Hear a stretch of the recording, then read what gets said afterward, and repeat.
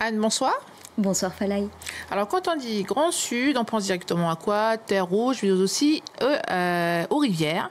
Et ce soir, tu nous viens parler de l'état de santé de nos rivières.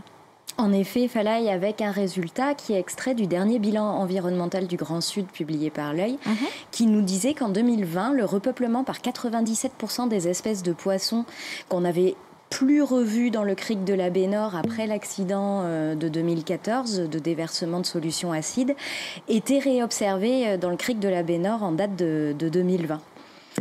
Donc c'est plutôt une bonne nouvelle. Et comment on fait pour arriver à ce genre de résultat?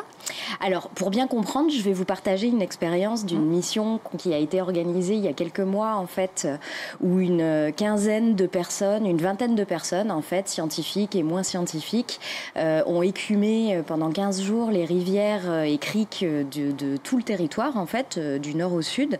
Et il y avait effectivement une équipe de l'Œil, des agents de la DAVAR, des experts nationaux et locaux de l'Office français de la biodiversité, de l'État et puis des bureaux d'études spécialisés du territoire et aussi des opérateurs miniers. Et tout ce petit monde équipé de grandes salopettes étanches, bottes intégrées, d'épuisettes, de filets, de seaux, etc. et d'électrodes se sont lancés là-dedans. Et donc, bon, alors ça fait un peu clown savant, honnêtement. Vous le voyez, je ne sais pas, sur les images derrière moi. Derrière Mais en fait, c'est quelque chose de très sérieux.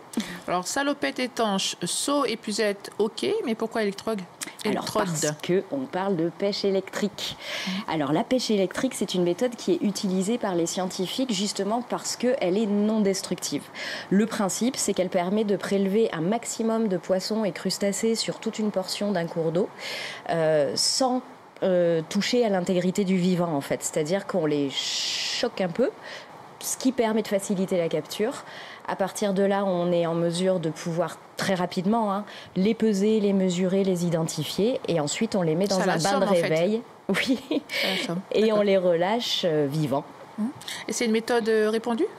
Oui, c'est une méthode qui est très répandue en France, en Europe, partout dans le monde en fin de compte, mais qui nécessitait en Nouvelle-Calédonie une adaptation puisque, comme toujours, la biodiversité chez nous est unique au monde et donc ça nécessite d'adapter les méthodes. Donc cette mission, elle était particulièrement importante parce qu'elle visait à définir un protocole unique qui pourra être appliqué par tous les opérateurs de suivi de l'environnement dans le pays.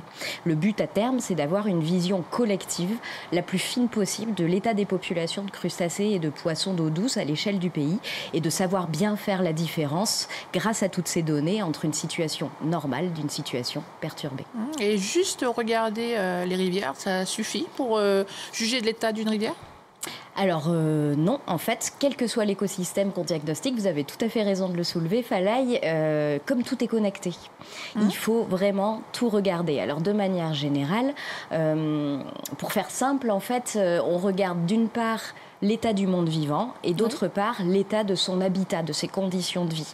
Donc en fait, que ce soit sur terre, dans les rivières, dans la mer, on va par exemple mesurer la composition chimique de l'eau douce pour voir l'état d'une rivière, mais ça suffit pas. On va aussi aller voir des bioindicateurs comme sont les populations de poissons, de crustacés, d'algues, etc., de micro-organismes et d'invertébrés.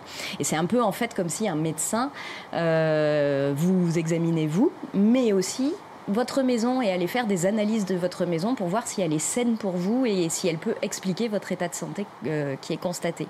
Et donc après, on compile tout ça.